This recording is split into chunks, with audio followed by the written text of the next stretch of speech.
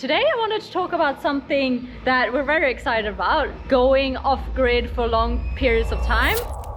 There's a special kind of feeling when you drop anchor somewhere quiet and realize you don't have to leave. Like, look at this. You can stay as long as your provisions hold out. That's one of the things that made us fall in love with this lifestyle in the first place.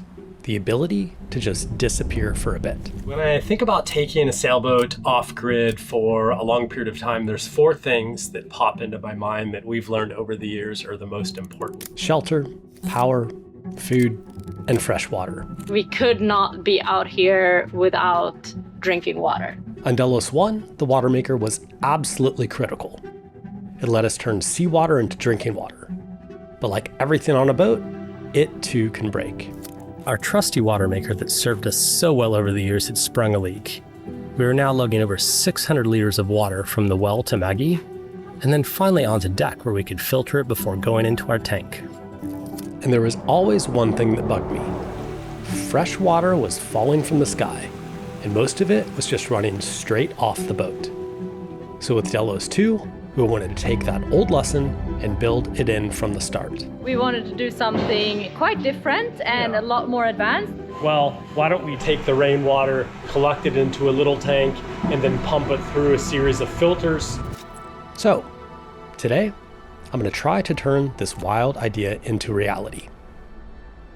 Yeah, I mean, we have a water maker, but it's really nice to catch rainwater because it literally falls out of the sky and it's free. And there's also been a couple of times when our water maker has stopped working. I remember one time in the Philippines, when we had a lot of people on board, it stopped working and we didn't want to stop cruising and go look for parts. So we just started catching rain. We literally just so basic. Threw some towels out on the deck to keep the water from going over the side. And then we put a hose in where the water puddled up on the deck. And then we put a sock over it, the cleanest sock we had to filter it. And we just siphoned the water into the tank. On this boat, we wanted to do something quite different and a lot more advanced. And I love the design change that we came up with. Maybe you can show. Yeah, well, we have a pretty big roof area. I mean, it's a total area of 414 square feet. So it's pretty big. Pretty much the whole area will be able to collect water from it. Yeah, so we made a design change. The roof used to be flat, and before we started building this boat and we were looking at the first hull that Dan put together, I sat on it and it started raining, and I was like, oh cool, now I can see where all the water goes. And I was like, oh man, the water goes right off the sides like it does on every other boat and right into the aft cockpit, right onto your head, getting everything wet. So I was like, well, why don't we channel the water and not let it go off the edges, because you have gutters in a house that do that, right? So what we did is we added this, and it actually became quite a cool design feature because it ended up being a handhold. So when you walk along the boat, it's a natural place to grab onto, which I think is cool. And it channels the water. It doesn't let it go off the side, and it channels it this way and then to our roof drains. The whole roof slopes this way, so if we get more water, then we can put down the drains. It'll leak off the front and off the side instead of off the back or and up front too. So it won't go into the front cockpit. This is the lowest point, so it'll fill here, and then it'll come over here, and then it'll go over the side of the boat onto the deck. Yeah, and it will fill this up, and then it goes in there into basically your whole kind of like filtration system, which is, we're gonna talk about this later in the video. Yeah, so it's a much improved version of the dirty sock technique. Yeah, much improved. And also we have 2 500-liter tanks on the boat, which is been plenty for us. Yeah, so we had on Delos, 1,000 liters of water is a lot. It's plenty. Yeah, so don't have to keep it full, but it's nice to have it. Yeah, definitely. So yeah, let's get into the video and get amongst it. But before the boat can catch rain, switch valves, and do all the fancy stuff that we keep dreaming up, there's another slightly less glamorous piece of the puzzle that has to happen first. Bill and I needed to build a very important electrical panel to distribute power to the aft end of the boat. This meant 2 full days of running breakers, wires, labels, zip ties, checking and double checking everything, making sure every little detail was exactly where it needed to be.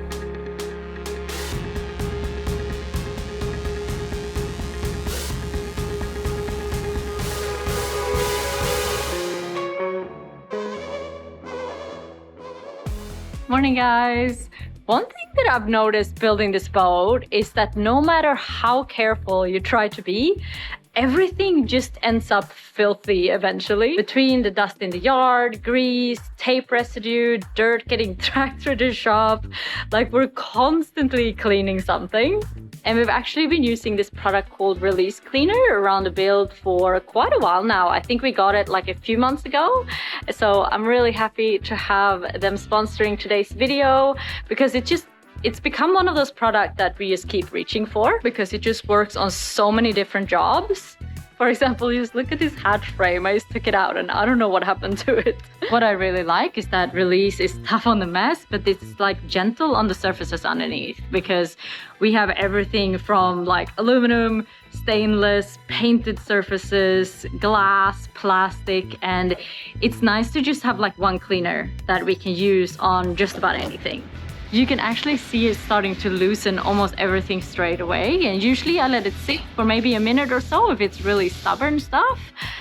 Look how much better that looks. Another thing I really like is this ultra concentrate version. So one of these makes more than 80 32-ounce bottles when diluted 1:20. Which is pretty perfect for like boat life or van life where storage is always so limited. And I'd rather just have like one bottle that does all the different jobs than having like a full cupboard with different cleaners. It's also non-toxic, biodegradable and water-based, which is always a really nice bonus. So if you want to try it out, head on over to releasecleaner.com and use our code SVDelos10 at checkout. Or you can also go to our Amazon link in the description below. I'll put it there for you. And now I'm gonna walk over and see how Brian is doing on this electrical panel.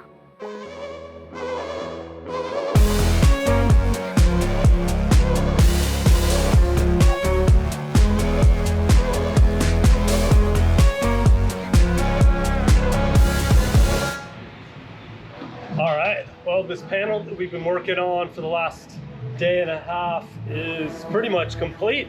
I'm really happy with how it turned out. I think it's pretty nifty, Bill. I like it. Nice work. Pretty neat. I'm gonna go ahead and go upstairs and screw it to the wall. We're gonna do some testing, some unit tests of it to make sure that we've got everything hooked up right and all the pieces are wired correctly.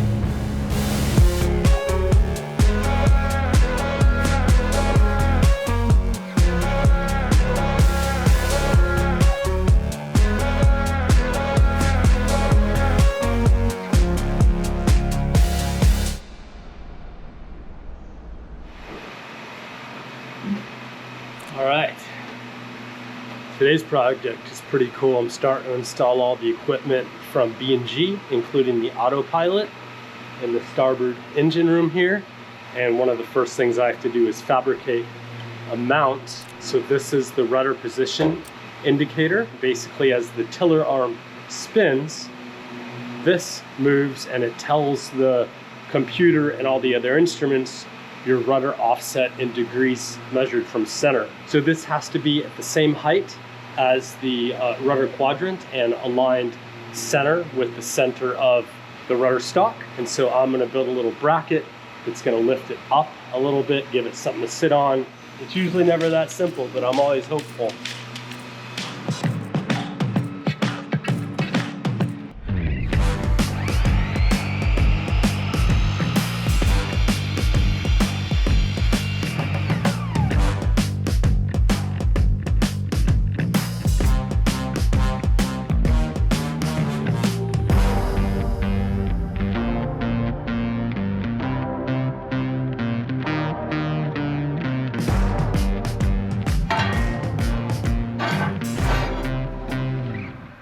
And it fits. Well, mostly.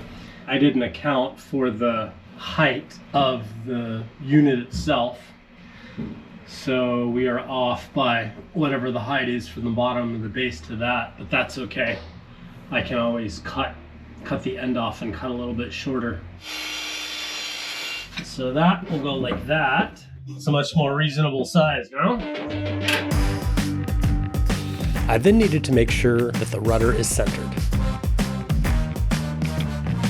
But this led me to uncover a completely different problem. Well, I've run into a little issue here with the geometry.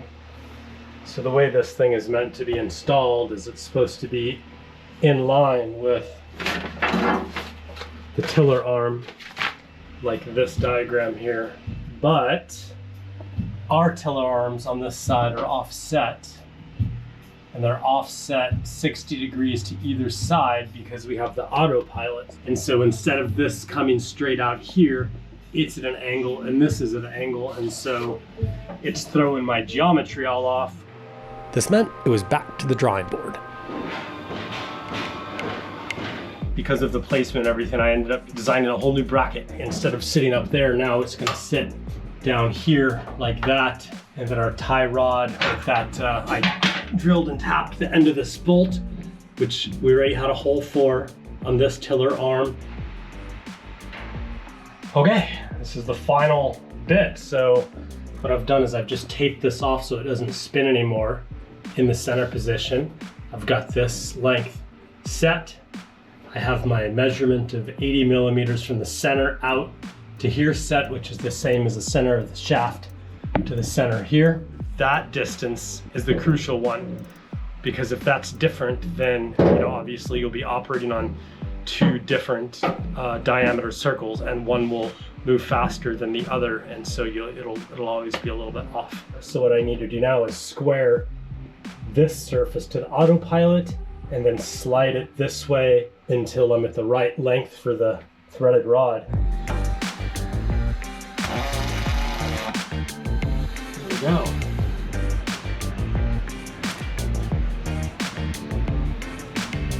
It is the middle of the week and I've decided to treat myself to a fun little project that I've been looking forward to doing for a long time, and that's actually finishing the rain catchment system. So we've run all the drains and all the hoses and a lot of the plumbing in the forward plumbing space, but there's one piece that we have to do, and that is the part that's going to take the rainwater, collect it into a little tank, and then pump it through a series of filters to filter out any little nasties that might be in there, and then ultimately put it in the tank. So right now I'm just kind of at the conception phase, but we've got our filter. We've got a tool stage filter ending in a carbon block. So this is the water in, this will be the water out, and this is gonna actually come from this Vetus pressure pump. Then inside this little tank, it's a drinking water tank. We're gonna take water in from the roof collection. It's gonna go into this tank. So we'll have one fitting like that right there, and that'll be the water coming into the tank. And then we'll have this other fitting right here, which will be the pickup for the pump. So this will have a little hose that goes all the way down to the bottom of the tank. And then inside this little tank, we're gonna put just a pretty simple bilge switch.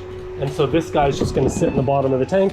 And when the tank fills up with water, that'll turn on, it'll activate the pump, it'll pump the water out of the tank, it'll go through the filters out here, and then ultimately into the tank. I'm guessing that the capacity of this pump, which is something like 20 liters per minute, is going to exceed our roof collection. So if our roof collection is putting in more than 20 liters per minute, I guess we'll just have to see how that goes. But we're off and running. It's fun to work on something like this today. All right, going good so far. So what I need to do now is find a way to attach this to the bottom. I really don't want to drill through it because then I have the risk of leaks. I have some food safe silicone adhesive. That's probably the simplest method. So if that doesn't work, then I'll try something else.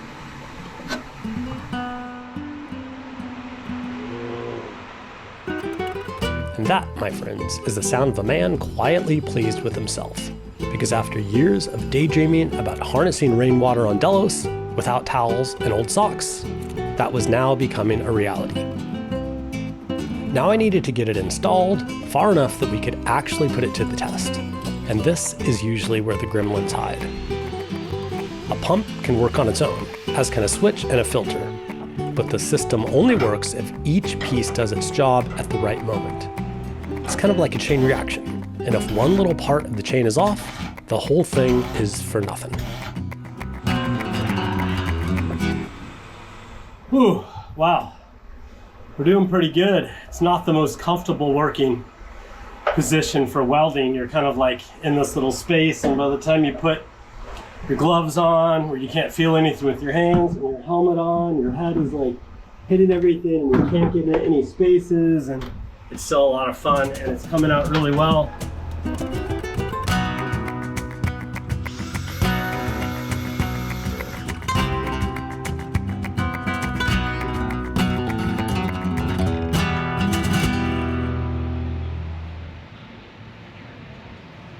So here's the water tank.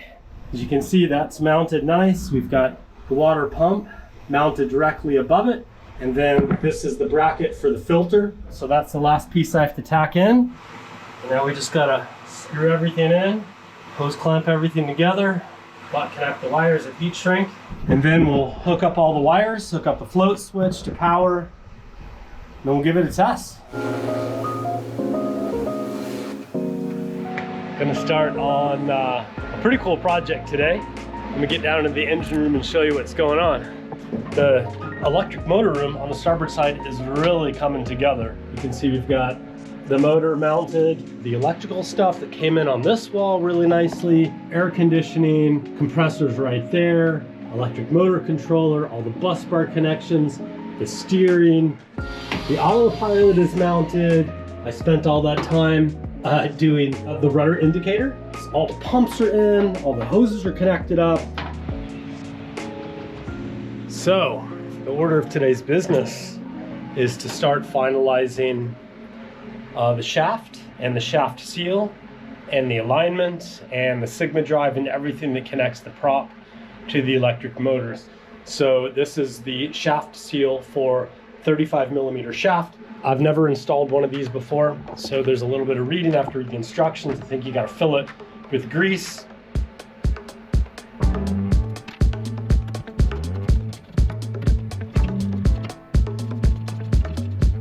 And obviously the prop shaft needs to be aligned, otherwise it'll ride weird on these seals.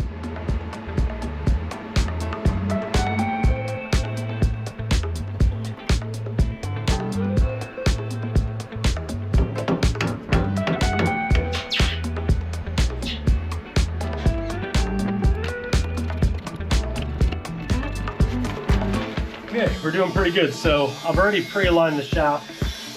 I did lubricate this with hydraulic oil as suggested.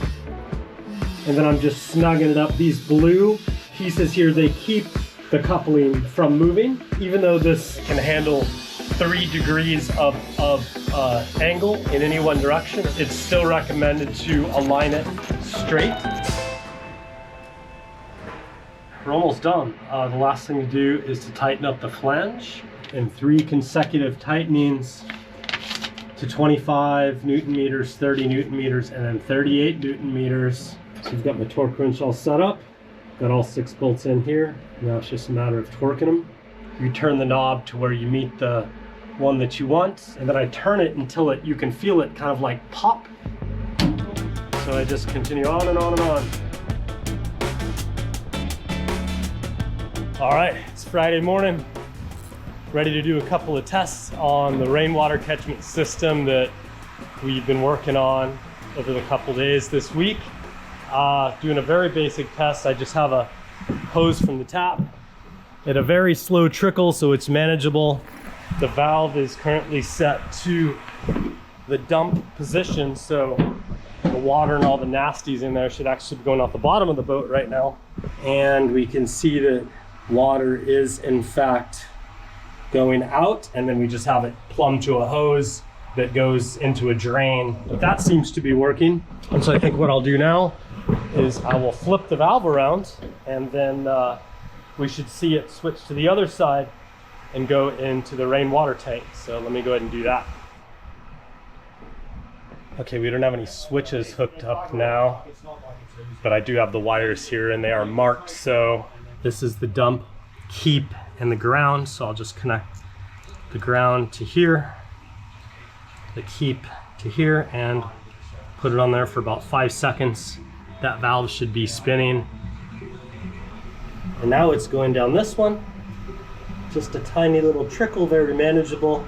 So it should go down here. It's starting to fill up this hose. And pretty soon, it should start going in the tank. You can see the bubble. We're just doing a very slow trickle, obviously. When it's raining a lot, it'll be more. There it goes. Cool, so that's working. Now we just gotta wait for it to fill up enough to activate that switch. I can see the water coming up, the pump's starting to float. If all of our wire is done correctly, we should hear it go. Switch is almost there. The big moment. Oh, there it goes. All right, we're pumping. We have one leak. Okay. So basically, the water gets pumped through the coarse filter. It goes through the carbon filter. And it goes up and into the tank fill. And we have a tank select valve. So same as this valve, we can choose to put it in either the port or the starboard tank. So maybe we'll leave one tank for desal water and the other tank for washing water. And if we want to use one for just rainwater, we can use it for, we can drink it also, but we can also just use it to wash the boat or to do laundry or take showers or whatever, because we can flip back and forth between the two tanks quite easily with our other valves. So this is all very cool and exciting, and it's a lot of fun to start turning these systems up after months and months of kind of like installing stuff and working on stuff, to be able to see things work with a few little issues. I mean, a leak, but that's why we're testing stuff now as we go, as opposed to waiting till, like, typically what happened, you turn it over to, you know, the owner from a yard, and then you're like, wow, there's a leak here, there's a leak here. We're sorting all that stuff out as we go. I wonder what else I can test today. Maybe I'll find something fun.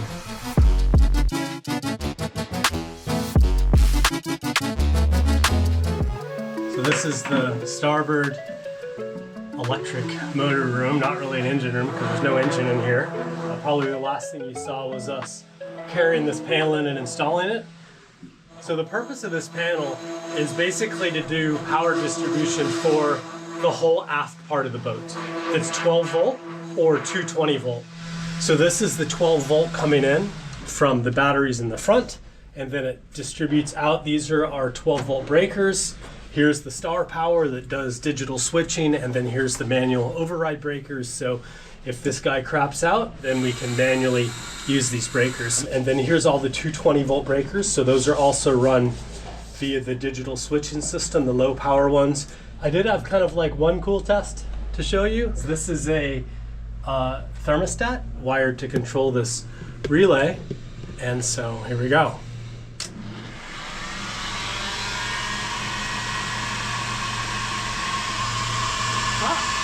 Climbing, climbing, climbing.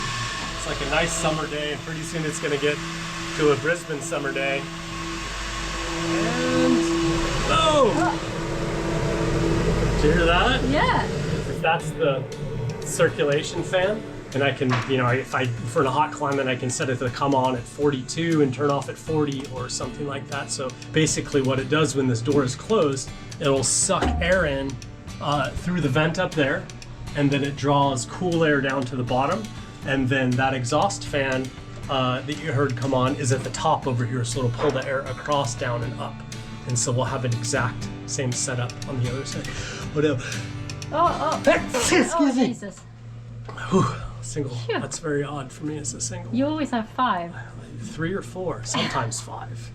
But I hope you're as impressed with my test as I'm impressed. I'm pretty easily impressed these days that I'm like, oh, something worked. Cool.